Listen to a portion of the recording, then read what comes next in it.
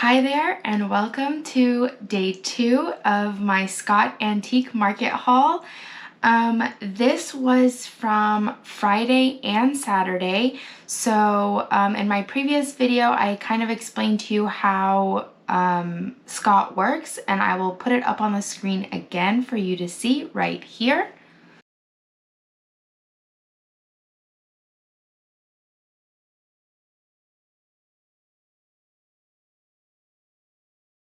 Usually that's what happens on Thursday with the big estate sale dealer.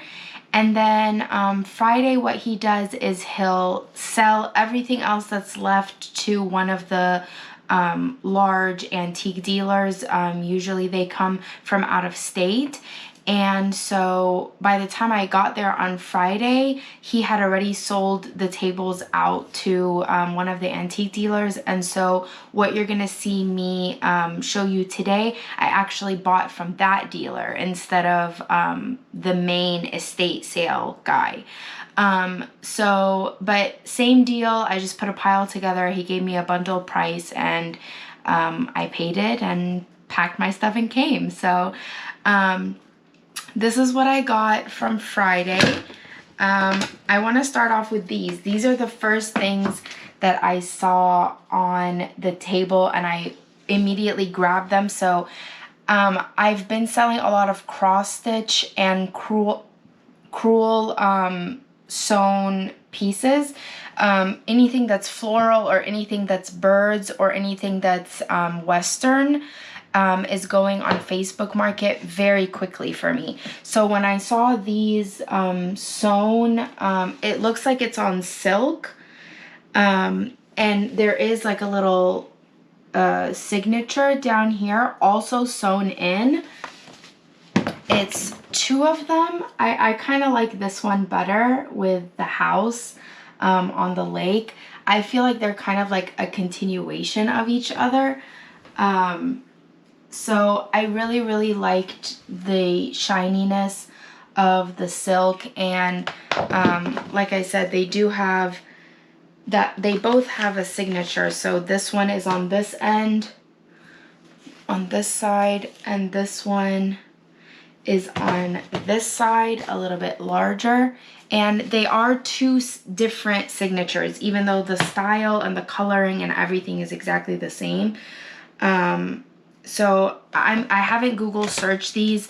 I also loved the frames. So these are wood frames. I love the color of the frames.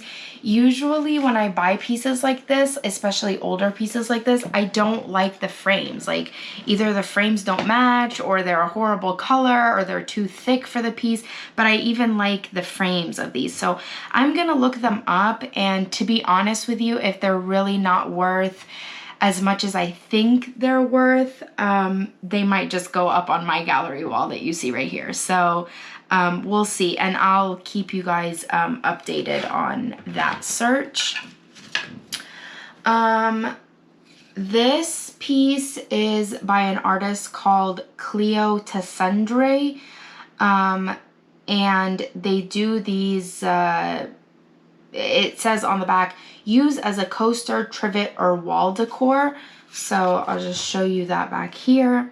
So this is a little bit of a newer piece. It is 1991, so it is vintage. It is considered vintage, but it's not as old as like the original pottery pieces that this is modeled after. But I thought the colors were really nice, this turquoise color. And then it has a lot going for it. It has the pottery piece itself, which has a bird on it. And then it has a whole family of birds. So it has, you know, the mom and the dad, and then the 2 baby chicks. So there's a lot going on in this piece, and with the signature and the year of creation, I think this is a great piece. So there are some pieces that like I paid up for. Again, when I do big hauls like this, I've mentioned this before, I will just divide the total amount that I paid by the pieces that I have. And so some pieces will naturally go a little bit higher than I want them to go.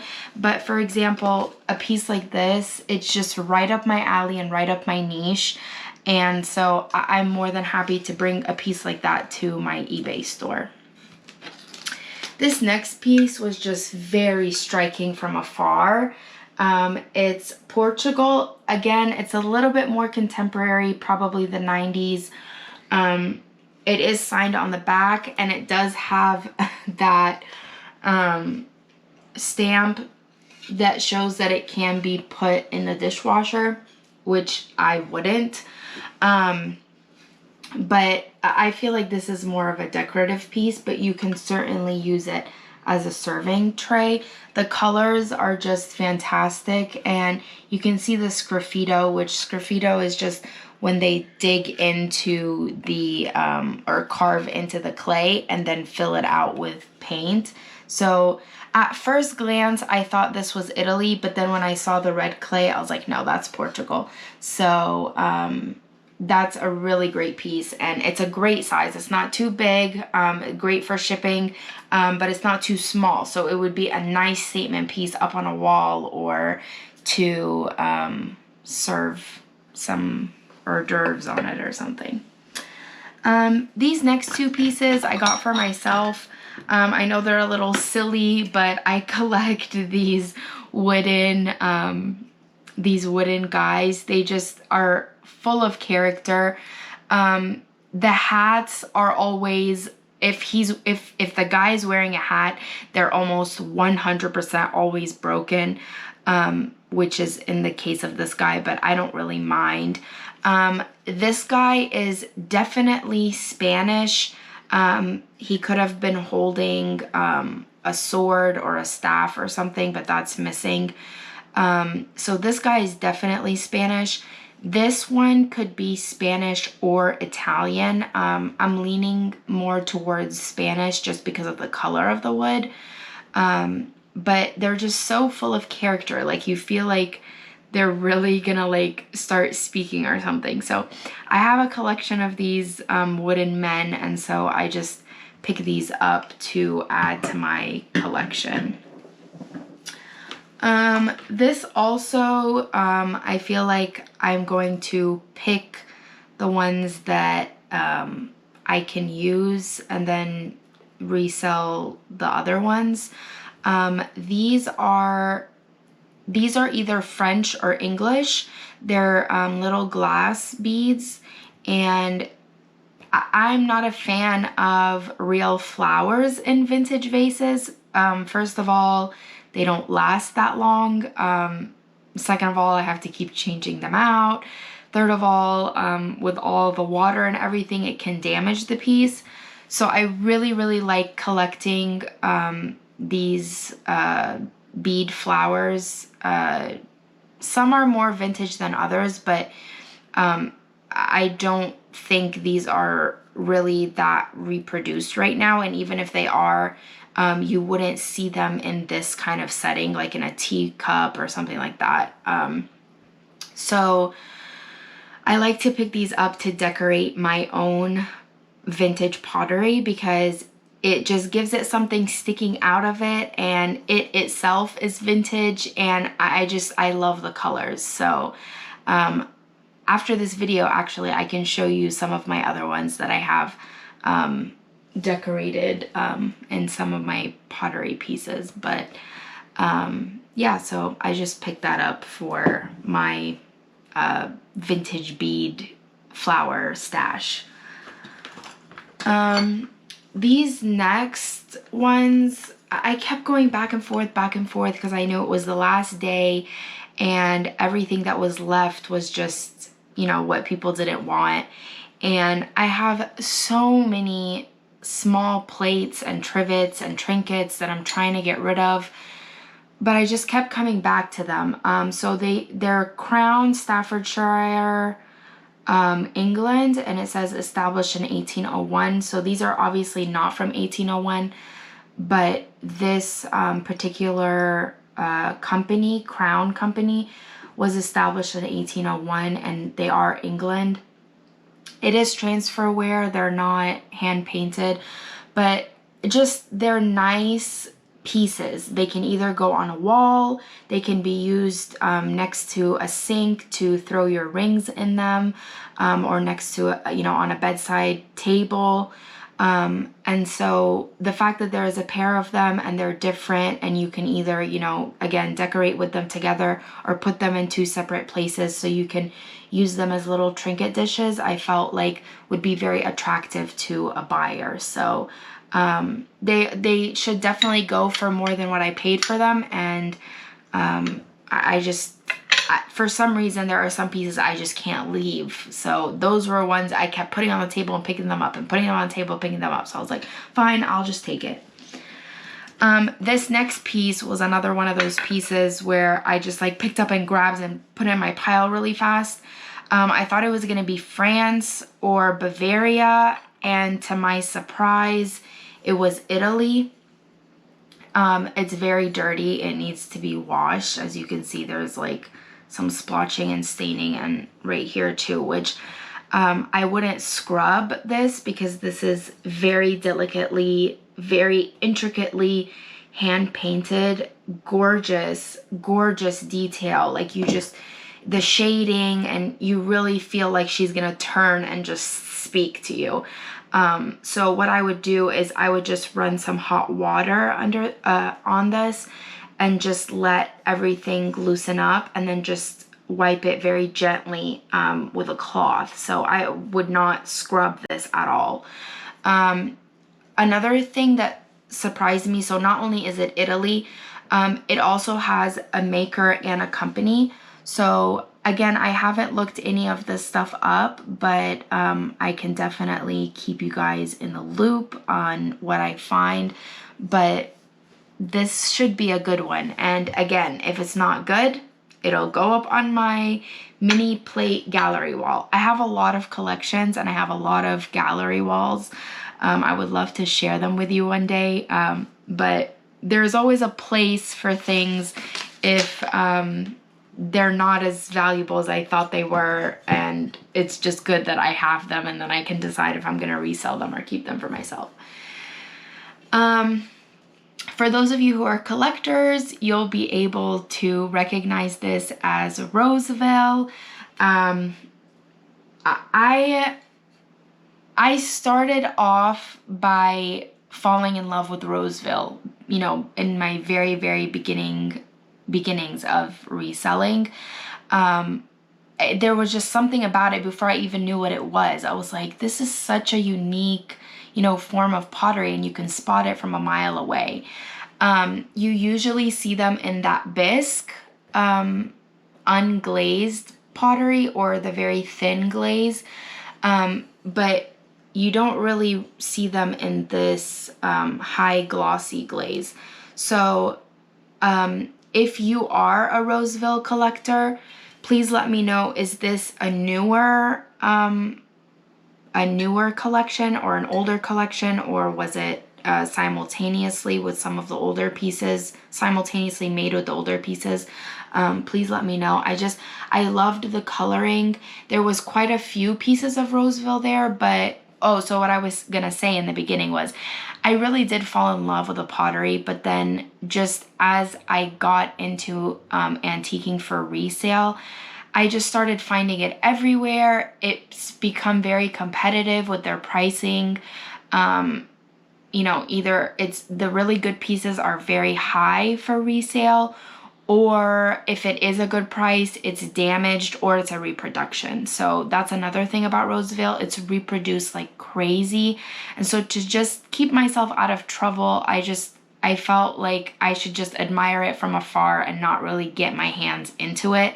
But when I saw this one, I really loved the color. Green is my favorite color. So this like avocado-y green was really awesome. And then it fades into like this purplish brown. And I really liked the high gloss on it. So I picked this one up. I did do my research, and they go anywhere from $79 to $98. So I should do pretty well on that one. The last piece that I picked up is quite unusual. I spotted this part from across the table, and then I was like, what is that? And I picked it up, and it kept coming and coming and coming and coming, and you know, all these train parts. So there is a little part at the end here, a little bracket, so I'm assuming there was more, or like a chance for you to add more. Oops. So this was called Wooden Chaos by Nancy Coderre, May 14th, 1975. And each one is signed the same exact thing, name, the same exact date.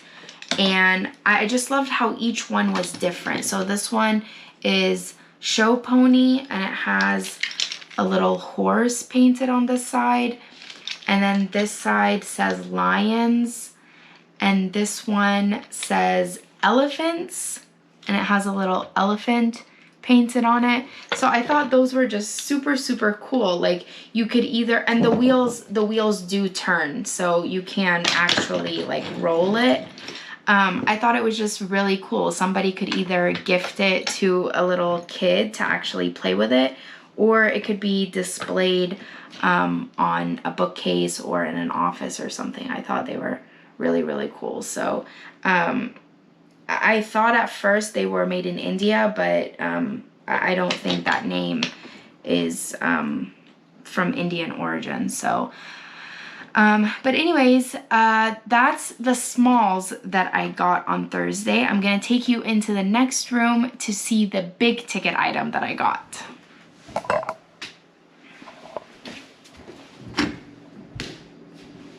Okay, here it is.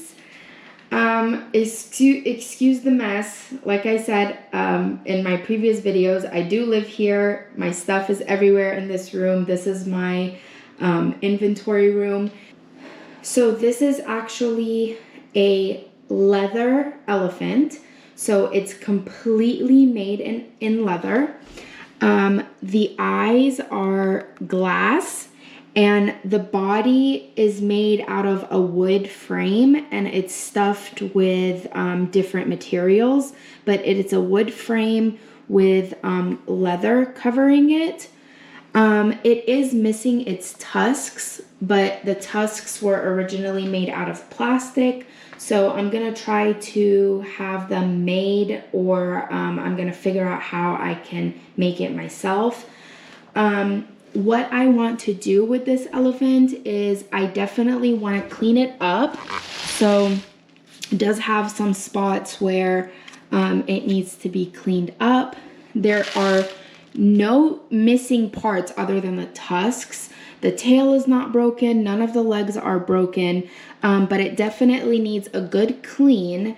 And it definitely needs some patching. So this right here, it's not missing any of the leather, but it just needs to be patched. And then the leather over time gets very, very dry. And so after cleaning it, I really want to get in there with some coconut oil and really, really moisten that leather back up so that it's a little bit more pliable and it just brings it back to life. So I will definitely be showing you the process of me cleaning this elephant up and kind of restoring it. I'm not a professional, but I definitely feel like this is a project that I can take on because, again, it's in really, really good shape. So I got so excited to show you guys. I don't think I explained to you what this elephant is. So this is a Liberty of London elephant.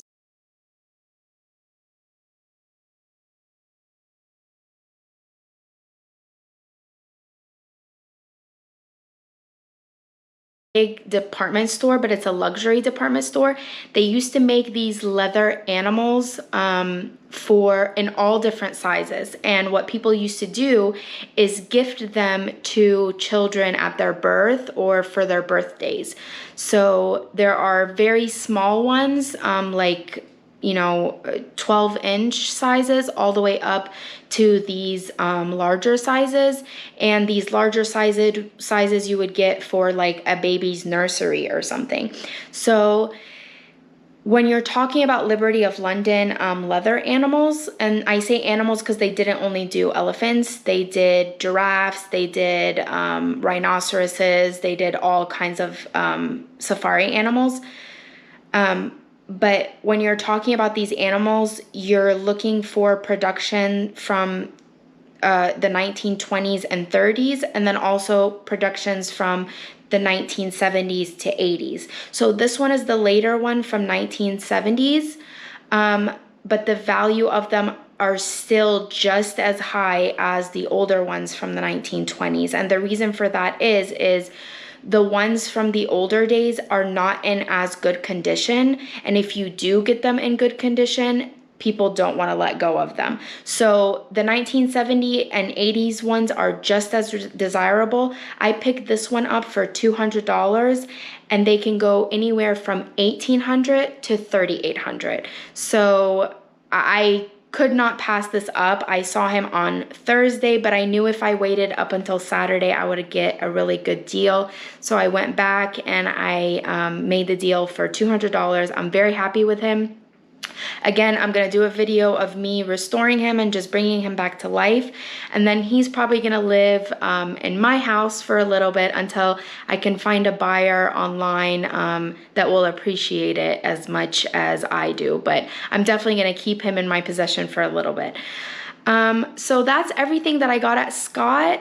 It's not as much as I usually get, but I'm really excited to share with you guys some of the things that I pick up at Scott. I will definitely be doing these videos monthly to show you what I pick up. I hope you enjoyed today's video. I hope you learned something. Please let me know if there's any information that you can share with me. And until next time, I hope you have a good day. Bye.